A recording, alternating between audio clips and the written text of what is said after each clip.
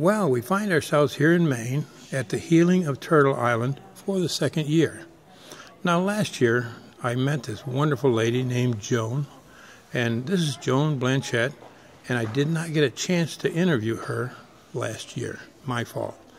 But this year, I conned her in. I actually tied her down and had to beat her to get her to do this, but she volunteered, as the case may be, to talk to us this year. So I'd like to introduce you to Joan Blanchette. Joan, do you mind if I ask you a few questions? Of course not. Okay, and where do you call home? Nobleboro, Maine. Nobleboro, Maine. So how far is that away from where we are? It's about 2.5 hours. Okay, south, north, east? Right near the coast, a few miles off the coast. Now I'm identifying where you are for the rest of the world because I get more response from overseas than I do from the U.S. Okay. But the people from overseas kind of sometimes complain about, hey, wait a minute, we don't know where Glipnick, Arkansas is. Where is it on the map? Or whatever. Right. So that's why. Okay. Where is your favorite place on earth? Chaco, Peru. Okay. And any particular reason?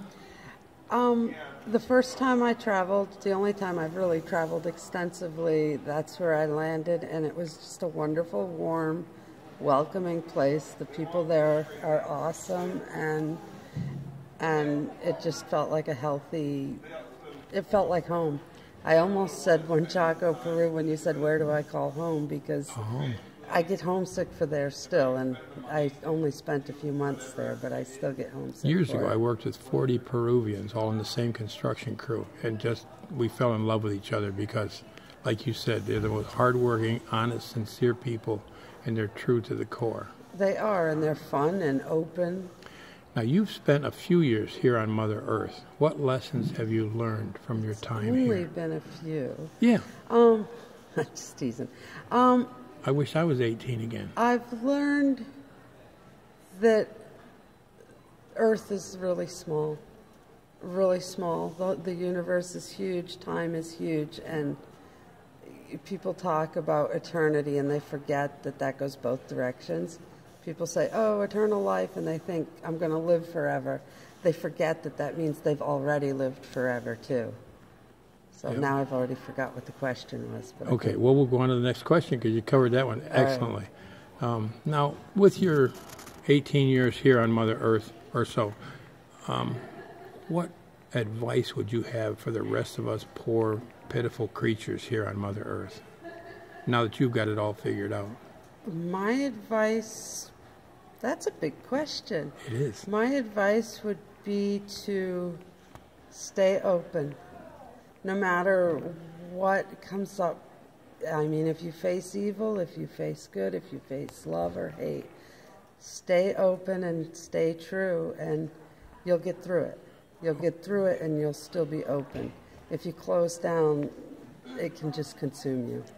So the next couple of questions are very optional. What has been the very best moment of your life? The best moment of my life was actually last year at the ceremony. During the closing ceremony, we were doing a dance and everyone kept getting closer and closer to the fire, and no one was tending the fire, so I started tending the fire, and people just kept getting closer and closer, and I was so close to the fire, and the people were just dancing around me, and then someone just at the perfect time, some really like 300-pound strong man just put his hand out and lifted me up, and it was just a beautiful moment. And what has been the worst moment of your life? The worst moment of my life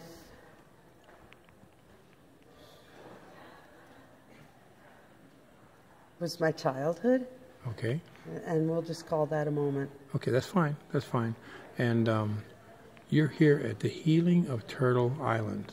What drew you to this place? That same childhood. I can remember being a small child and having dreams of indigenous people welcoming me and knowing that I shouldn't look for them, that they would find me. And then an invitation came out for Turtle Island. So I said, oh, well, they're inviting me. you know, I've been waiting for this, and here I am. And what I guess is this is See, the same question. Questions are too touchy here. Oh no, I'm fighting blubbering like an idiot myself. I do on a lot of these interviews, but what has this? Now you're here the second year. Yes. What has this meant to you? Because you come to a point where all of a sudden there's no such thing as Turtle Island, and then all of a sudden this is 2 years. What has it meant to you personally? It's meant an opportunity to share, not just to give, but to receive, and not stories as much as to connect with people of like mind and to start to build a web of safe spaces and safe people in the world.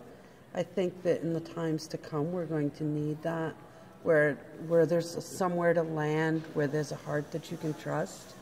And that's what it means to me. I've made so many connections with people from all over the world that feel like safe spaces in my heart and in the world.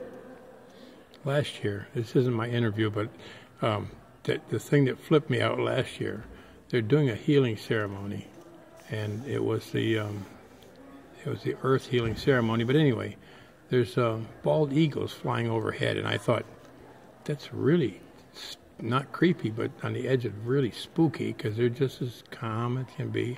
And then this hummingbird comes up and flies straight into my nose. It's just sitting there an inch away from my nose, and you sort of, and he looks at me right through me, and then just lands on my shoulder for about 3 seconds. Wow. And the people around me, including me, just about fainted, like, duh.